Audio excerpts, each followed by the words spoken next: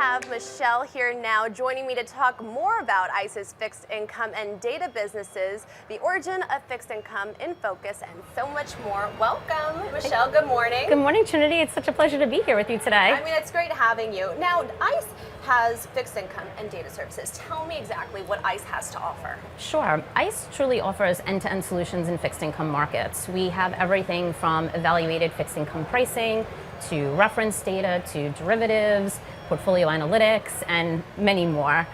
ICE is also an index benchmark provider. We operate bond trading platforms, and we have our connectivity and feeds business as well. Okay, and as the VP of Fixed Income Corporate Development, what exactly is your role, and what are you focused on specifically? Yeah, sure. So my role is fairly strategic in nature. I work really closely with our Chief Product Officer, Mark Heckert, and of course, our President of Fixed Income and Data Services, Amanda Hindlian, to really understand the market trends and, more importantly, the changes in market structure to ensure that we're creating a very informed product roadmap and ultimately to innovate in a way that's consistent with the rapidly evolving needs of our front office clients in particular. Now, fixed income markets are in the midst of a digital transformation, and so my job ultimately is to stay very close to our clients, to really understand their pain points, and to make sure that we are helping them achieve their long-term goals and objectives by really partnering with them in achieving those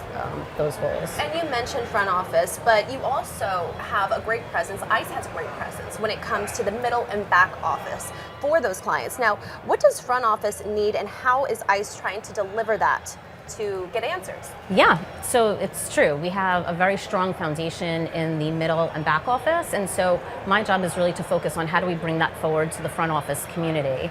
And so over the last 5 to 10 years, I would say that the front office has really been focused on acquiring data in digitized format. And so when I talk to our clients, really what the conversation has been centering around more recently is we have all this data now, but how do we really harness it? How do we use the data to find the signal and the noise to really, from an order generation process with the portfolio management teams through to the execution of those orders, how do we glean pre-trade insights to bring scale to those businesses, and how do we just become faster, smarter, and more efficient in the way that they make decisions. Wow, some very important work, and constant communication, it seems, is key. Yes. Now, that's what really gave you the idea to create your show. Tell me about it. Yeah, so I'm lucky enough to really be able to speak to a lot of market leaders and really to get their thoughts and insights on the challenges that are facing fixed income markets as we're moving through this digital transformation.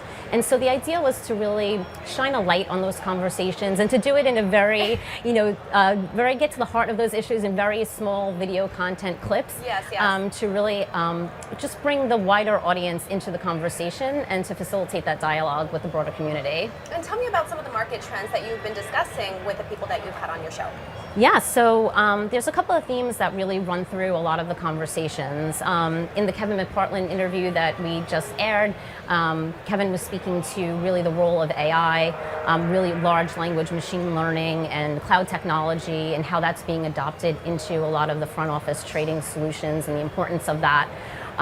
Undoubtedly, we talk about moving from a low rate environment to a higher rate environment. What does that really mean for fixed income markets? Typically in a low rate environment, it's characteristic of increased new issuance and sort of muted or lower trading activity overall.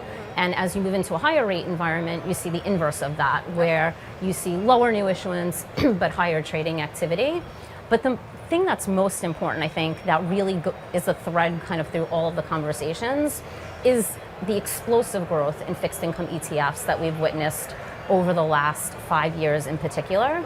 And what that's really done to the underlying bond markets is provide a level of market transparency and liquidity that the market has never really seen before. And that's what's really fueling the electronification trends and has really provided a need for bonds to be priced algorithmically. And what that has really created overall is an environment where trade sizes are decreasing, but ticket counts are increasing. Okay. Bid-offer spreads are compressing, but it's also created innovative new trading protocols that allow for large risk transfers to happen at expedited speed.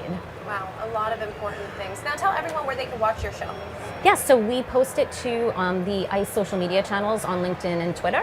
And I'm really looking forward to the full lineup and to continuing the conversation with the community. Absolutely. I mean, you connect the dots in so many ways. Well, thank you so much for joining me today. Thank you so much for having me, Trinity. It's great to be on this side of the this side of things for once. Absolutely. Well, we welcome you back anytime. Thank you.